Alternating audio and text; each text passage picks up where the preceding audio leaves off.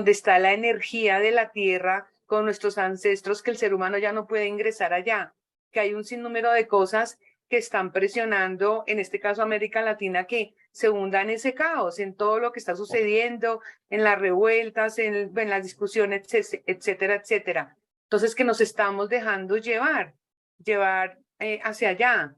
En el momento que pueda les comparto el video El y tiene video mucha tiene que razón en ver lo que con está los pies diciendo. en la tierra, se llama Earthing, ¿sí? Es, eh, La es energía. desnudar los pies. O sea, no, Ujú. no andes todo el tiempo con zapatos, Así con... ¿Cómo se llama? Ve a la tierra, descalzo y camina. ¿Por qué? Exacto. Porque al contrarrestar tu energía con la de la tierra, lo que hace es desinflamar tu cuerpo y Así muchas es. enfermedades se sanan sin necesidad de la medicina y del médico, nada. Nosotros mismos. Descarga la corriente estática que tienes en tu cuerpo. Exacto, a través de caminar con los pies. Yo hago eso Exacto. y la gente me mira así, ay no, es que me los voy a ensuciar, y me vale Claro. Sí. chingada que me ensucie. Sí. Me los lavo en la casa, se tarda 3 días en quitarte esto, pero ajá, no me ¿Sabes importa. lo que pasa, Es muy, Vanessa? Que ay, qué yo, cochina, ¿por qué me voy a sentar? O sea, claro, ya esa estupidez a mí se me quitó. sí. ¿Sí? Y creo que es algo que todos deberíamos como aportar a la humanidad. Yo creo que esto partió después de la pandemia, o sea, de lo que pasó con la pandemia. El hecho que nos aislaran, después empezar a morir gente, millones por todo el mundo, y que algunos países reaccionaran creando vacunas en tiempo récord, y otros países no tenían dinero, entonces se dieron, ¿y dónde estaban las iglesias? ¿Dónde estaban las sectas? ¿Dónde estaban las creencias? En ninguna parte. Todos escondidos, todos callados, todos cuidándose a sí mismos. Pero ahí es cuando más salió todo esto del despertar de Por conciencia. eso te digo, por eso, porque se notó que no servían, que no Exacto, servían. exacto, como que nos están imponiendo esto, Claro, nos están limitando, nos están quitando los brazos y las piernas para así actuar, es, y la así es. mente. ¿Mm? Y hay, por ejemplo, hay un muchacho que habla mucho sobre Cristo y dice que Cristo viene, no sé qué. Yo no sé si eso sea así. Cristo Bueno, viene. había Bueno, un eslogan antes que decía así, porque es Cristo viene y lo trae la Pepsi. no, y además los judíos, pues para ellos todavía no ha llegado el Mesías. Eh, Han sido Claro, profetas. Bueno, claro. vamos a tratar de Yo creo terminar que esto. Ajá. una gran cuestión de revelación me parece que viene revelación como rebeldía, ¿no? Eh, Ujú. Aparece mucho en las nuevas formas comunicacionales que hemos adoptado. Las Y la redes sociales. pandemia yo creo que tuvo una incidencia muy grande porque de alguna manera nos dejó algunas cosas instaladas que antes no teníamos. Yo Ujú. recuerdo que antes Total. todas las reuniones eran presenciales. No había forma de hacer una reunión si no ibas y estabas y demás. Y hoy, por ejemplo, Mm. eh, la, el aspecto comunicacional, el aspecto eh, virtual, ya hasta se ha incorporado hasta en las prácticas eh, jurídicas y demás. Hoy, hace poquito, acá en Argentina, en la provincia donde yo vivo, ya se aceptó, por ejemplo, que determinados recursos jurídicos se pueden presentar online. Acá O sea, ya no también. es Acá también. claro, ya no es necesario ir a ver el juez y presentarse Las ante. citas tú las haces online. Aquí Claro, cuando tienes una cita médica te envían 3 mensajes antes, por mensaje de texto exacto, y por email. exacto, exacto. Y el día Ahora, anterior. ahora bien, ¿qué pasó? Se rompió la hegemonía comunicacional, porque Ajá, antes el que tenía el poder era la prensa, y la prensa te decía cómo opinar, qué opinar, dónde opinar, todo, porque vos leías el diario impreso exacto. y no había un feedback, no había un ida y No, no vuelta. había nada. Hoy, claro, hoy vos te enterás de cosas que no se No, o publican en sea, los diarios. Exacto. Y son parte de la realidad también, porque y encima te aparecen videos, te aparecen fotos, te aparecen grabaciones. Es decir, ya irrumpió el tema comunicacional y se transversó todo porque es todo horizontal. Ya la cuestión vertical rompió, quebró. así es. Entonces, a mí me parece que hay una gran rebeldía en eso, en que la gente se da cuenta que puede hablar, que puede opinar, que puede decir, que puede contestar, que puede, lo que decía la señora mandar, ir, venir, opinar, y nadie tiene la hegemonía, o sea, nada, eso no, Pero nadie sabes tiene que esto que estamos el nosotros patrimonio. estudiando y esto que estamos practicando de Dios es el camino correcto, ¿sabes? O sea, persona que no tenga a Dios, la parte espiritual en sí se va a descarrilar y va a creer todo eso. ¿Me entiendes? También. Va a vivir con Sí. miedo. Claro, Un bueno, ovni, es que, los extraterrestres. claro, Entonces, ¿me sí, entiendes? sí, Entonces, uno vive sí, prevenido. sí, En cambio, si uno está encarrilado con sí, Dios, con todo esto que estamos aprendiendo, enseñando, pues nuestra vida va a fluir mejor, ¿sí? Y vamos a creer totalmente, cosas positivas. Mira, un totalmente. pensamiento negativo le afecta 6 horas a tu cuerpo. Así es. Sí, sí. Imagínate cuando uno pasa una rabia, se estresa, grita, ¿sí? ¿Cuántas horas más de esas 6 horas si solamente un pensamiento negativo está afectando 6 horas? Entonces, esa parte del ser de Dios es muy importante para seguirla hablando, seguirla difundiendo.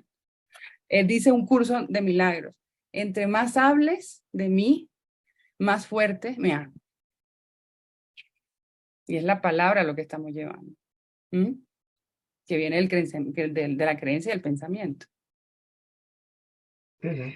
Y no vivir descarrilados. Precisamente Spinoza nos está enseñando sobre las pasiones, cómo controlar esas pasiones. Y eso yo creo que lo vamos a ver muy bien en la ética, cuando pasemos al libro de la ética. Entonces, si quieren, tratemos de terminar este capítulo, ¿les parece? Si no, nos vamos a ir para otro. Quedan 3 hojas. A ver. Si se conocen todas estas circunstancias, entonces ya con espíritu libre de prejuicios, puede determinar lo que debe y lo que no debe atribuirse al autor o inspirador de la obra. Hay una regla para interpretar el libro y no atribuirle sino lo que efectivamente dice y lo que toleraban las circunstancias del autor y el tiempo en que escribió. Esto nadie lo duda, pues es frecuentísimo leer en diferentes obras narraciones análogas y formar diferentes apreciaciones según las opiniones que de sus autores se formaron. Recuerdo haber leído que en un personaje llamado Orlando Furioso cruzaba las regiones aéreas, caballero en un alado monstruo que a su voluntad dirigía, destruyendo hombres gigantes y otras 1000 cosas que la imaginación juzga imposibles. En Ovidio hay otra análoga historia de Perseo, y en los libros de los jueces y los reyes se dice que Sansón, solo e inerme, mató miles de hombres y que Elías fue arrebatado y subió al cielo en un carro encendido, arrastrado por corceles de fuego. Todas estas historias me parecen muy semejantes y sin embargo nos inspiran diferentes juicios. ¿Por qué decimos que el autor de Orlando Furioso escribió para deleitar y que Ovidio tuvo miras políticas? Pero el tercer historiador nos habla de cosas sagradas. ¿En qué consiste la diferencia? Únicamente en las opiniones preconcebidas sobre los 3 escritores. O sea que ustedes van a dar sus opiniones la próxima semana. Ustedes van a narrar las investigaciones desde lo que ustedes piensan y creen, ¿no? Y como ¿Otra clave, tarea, Vanessa? ¿Cómo? ¿Otra tarea? No, no, es de la investigación que van a hacer ustedes. Ah, ya, ok. Yo también.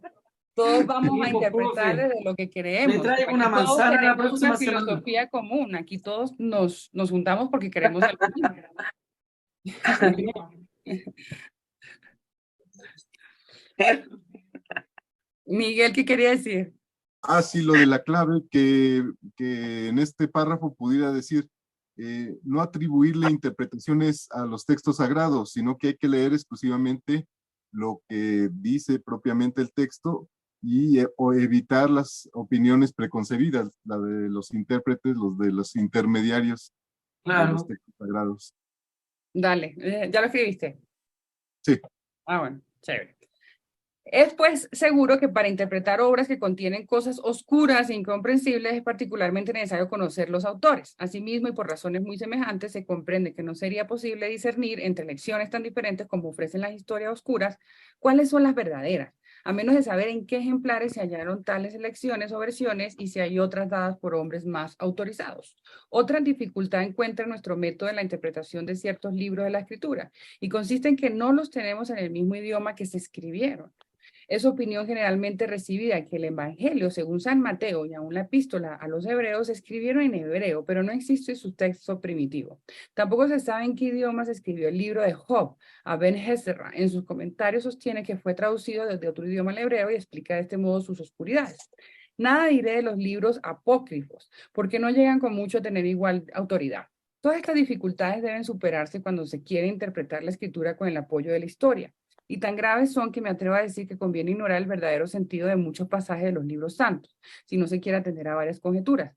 Debe observarse, sin embargo, que tales dificultades no se presentan en los profetas, sino al tratar de cosas superiores a la razón, o que solo a la imaginación se refieren, porque en todas aquellas que el entendimiento puede alcanzar de un modo claro y distinto y que son por sí mismas concebibles, es útil toda expresión oscura, pues las entendemos fácilmente según el proverbio intelligenti pauca.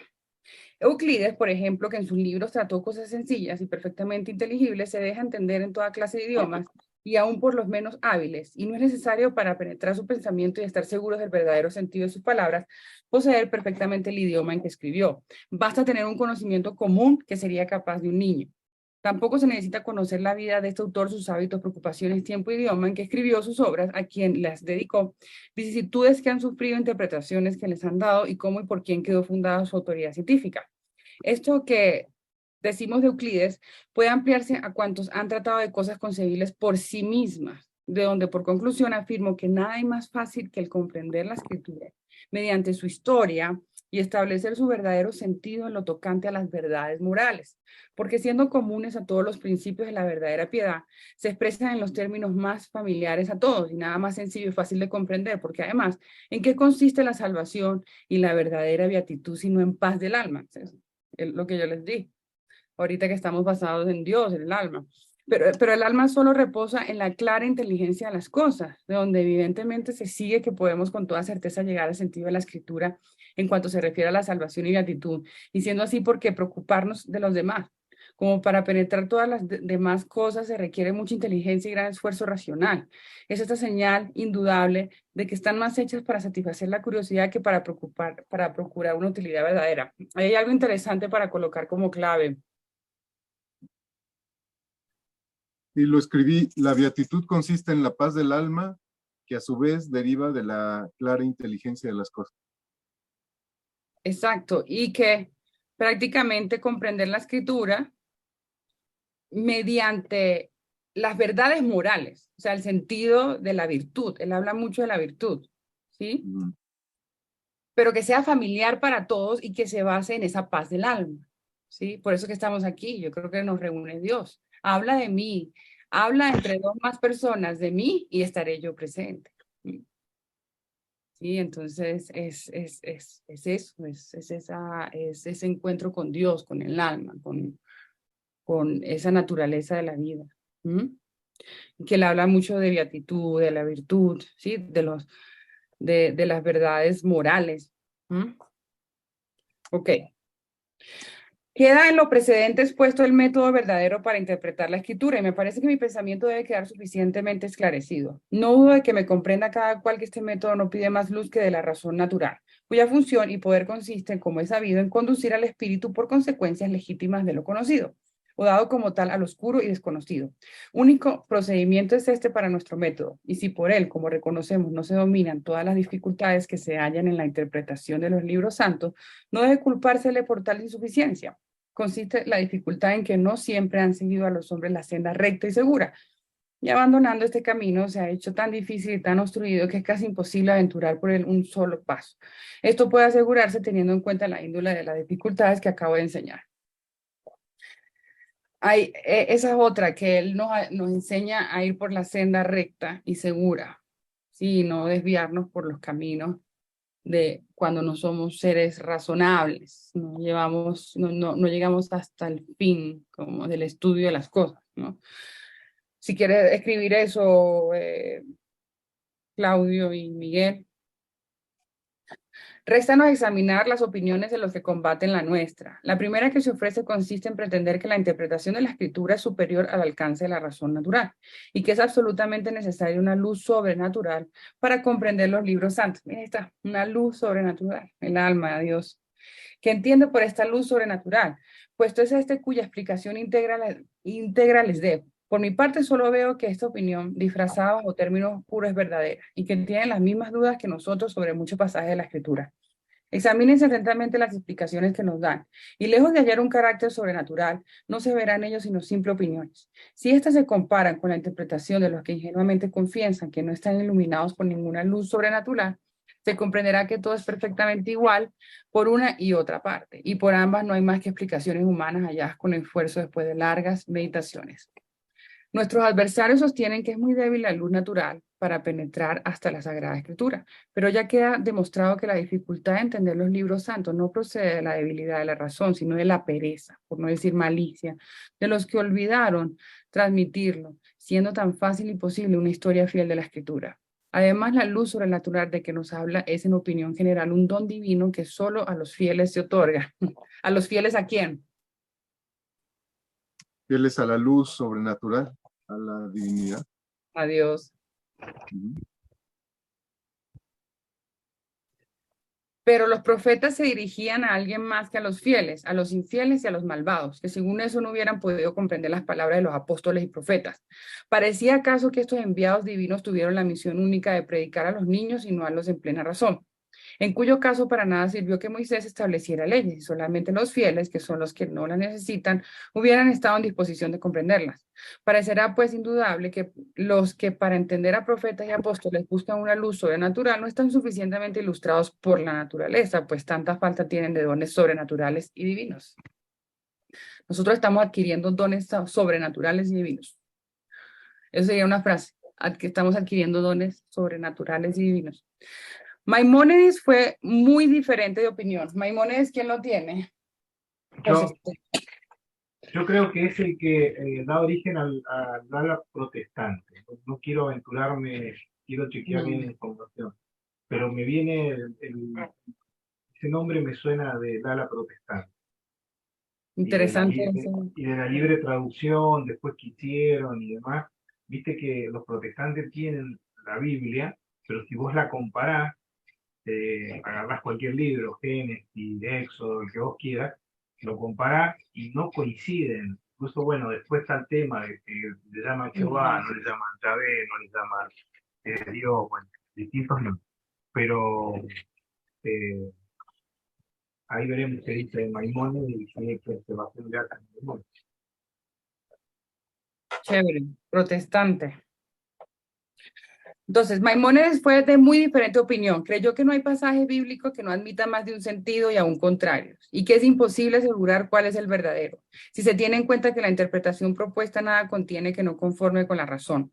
Porque si resulta que el sentido literal, aunque sí perfectamente claro, choca la razón, cree que debe abandonarse por otro, y esto es lo que explícitamente defiende en el capítulo 25, segunda parte del libro More Nebuchim. Sabed bien que si no queremos admitir la eternidad del mundo, no es a causa de los pasajes de la Escritura en que se dice que el mundo fue creado, porque hay otros tantos pasajes en que se nos presenta a Dios como corporal. Así como hemos explicado estos pasajes de la Escritura de tal modo que se aleje de Dios toda materialidad, hubiéramos igualmente hallado algún medio de interpretar los pasajes sobre la creación en un sentido favorable a la eternidad del mundo. Y esto hubiera sido para nosotros más fácil y más cómodo. Pero lo que nos lo ha estorbado así, admitir que el mundo es eterno, han sido las dos razones siguientes. Uno, resulta de las más claras demostraciones que Dios no es un ser corporal y por consiguiente es necesario apropiar a esta verdad todos los pasajes de la Escritura literalmente contrarios a ella, puesto que es completamente cierto que la interpretación literal no es la verdadera. Pero no hay ninguna demostración fundada de la eternidad del mundo, de donde resulta que no hay que violentar ningún texto de la Escritura para acreditar una opinión tan verosímil, puesto que hay alguna razón para inclinarse a la opinión contraria. Dos, mi segunda razón es que el principio de la inmaterialidad de Dios en nada se opone al espíritu de la ley, y mientras la eternidad del mundo en el sentido de Aristóteles destruye la ley por su fundamento. Tales son las palabras de Maimónides, y bien puede asegurarse que hemos aplicado fielmente su doctrina, porque si este autor hubiese admitido en su razón que el mundo es eterno, no hubiera vacilado en violentar el texto de la Escritura para obtener la confirmación de su principio. Hubiera estado convencido, a despecho de la Escritura y contra sus más terminantes declaraciones, de que enseña expresamente la eternidad del mundo. Pues mientras esta duda subsista, se ignora si el sentido literal de la Escritura está conforme o no con la razón, y por lo tanto si eso no es el verdadero. Si Maimónides estuviera en lo cierto, yo afirmaría francamente que para interpretar la historia se necesita otra luz más que la razón natural, porque como en la Biblia no hay casi nada que pueda deducirse de principios racionales, es claro que la razón no puede sernos de ninguna utilidad en estas comparaciones para entender los libros santos.